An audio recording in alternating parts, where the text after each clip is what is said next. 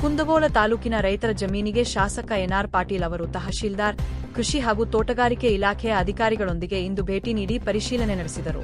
ಕ್ಷೇತ್ರದಲ್ಲಿ ಮಳೆ ಕೊರತೆಯಿಂದಾಗಿ ಬೆಳೆಗಳು ಒಣಗಿ ಹೋಗುತ್ತಿದ್ದು, ಸಂಕಷ್ಟದಲ್ಲಿರುವ ರೈತರ ಜಮೀನುಗಳಿಗೆ ಶಾಸಕ ಎನ್ಆರ್ ಪಾಟೀಲ್ ರವರು ಅಧಿಕಾರಿಗಳ ತಂಡಗಳೊಂದಿಗೆ ತಾಲೂಕಿನ ಕೊಡ್ಲಿವಾಡ ಬರದ್ವಾಡ ಗ್ರಾಮದ ಹೂಲಗಳಿಗೆ ತೆರಳಿ ಹಾನಿಗೊಳಗಾದ ಬೆಳೆಗಳ ಸ್ಥಿತಿಯನ್ನು ಖುದ್ದಾಗಿ ವೀಕ್ಷಿಸಿದರು.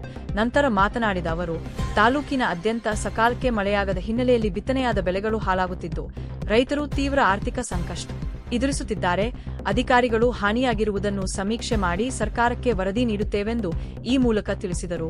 ವರದಿಗಾರರು ನಿಂಗಪ್ಪ ಮ್ಯಾಗೇರಿ.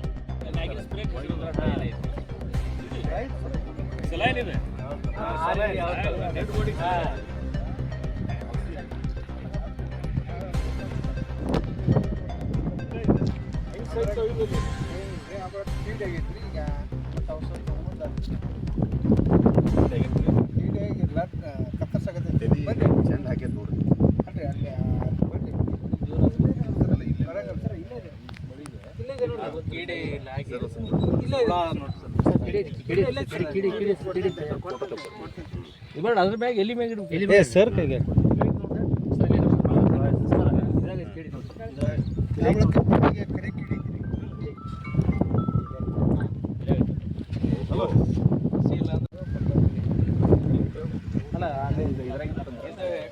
ಅಲ್ಲ